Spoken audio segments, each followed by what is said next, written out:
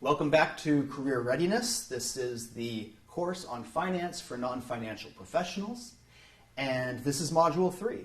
In Module 3, we're going to be looking at ratios. Ratios can be a lot of fun because they're quick, they're easy, and it's a way to look inside of a business and really start to see how that business is performing, where it's strong, where it's weak. We can often identify opportunities and threats. So there's a lot of correlation between a SWOT analysis and performing ratios.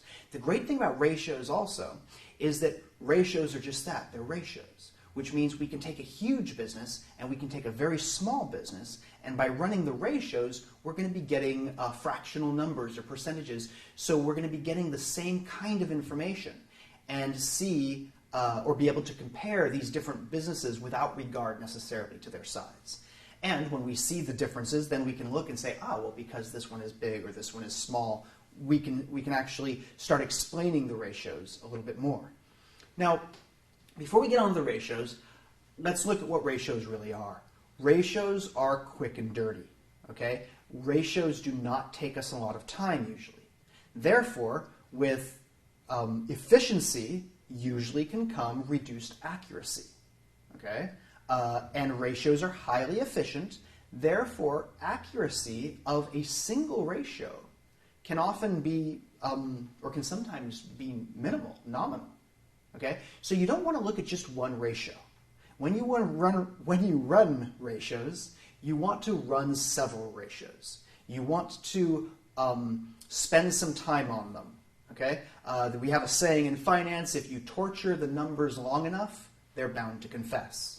And this is what we're doing with ratios. We start to torture the numbers. Now also you want to be careful either that you don't have a coerced confession. Torture them too long and they'll say whatever you want them to say, right? So again, the great thing about ratios, you've got some standard ratios, we run some ratios, and we see what the numbers really tell us. Now the first classification of ratios that we have, what we call liquidity ratios. What is liquidity? Liquidity is the cash available to an institution. How liquid are they? How much cash do they have? And in a liquidity ratio, what we're concerned with is we want to know how quickly a company can convert what it has, its assets, into cash. Because in the end, it's cash that you got to use to pay your employees, it's cash you got to use to pay your creditors. Okay? So assets are great, but how quickly can we convert those into cash?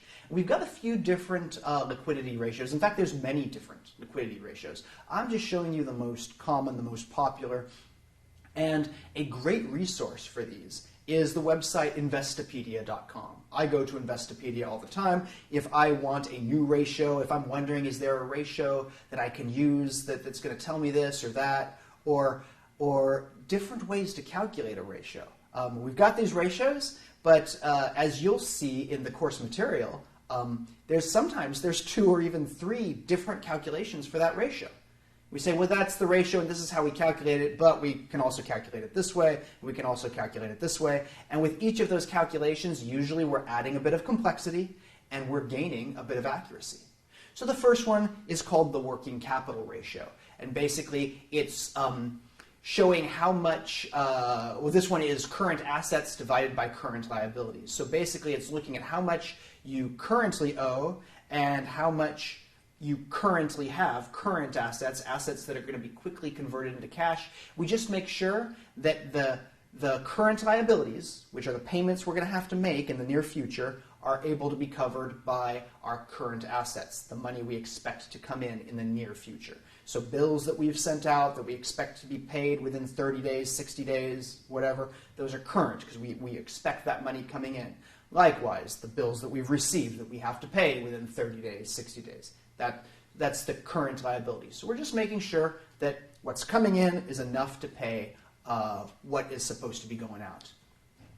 Next one we'll talk about is the quick ratio, also known as the acid test. This one is current assets minus inventories divided by current liabilities. So the same thing that we just looked at with the working capital ratio, except this one takes out our inventories, right?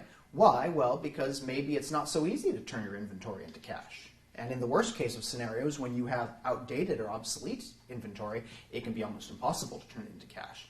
So this one, a little bit, it's quick and dirty, but a little bit more refined. It takes out something and says, okay, can these people meet their obligations? And as you can see in your course notes, there's even a more involved, a little bit more complex way to calculate the quick ratio.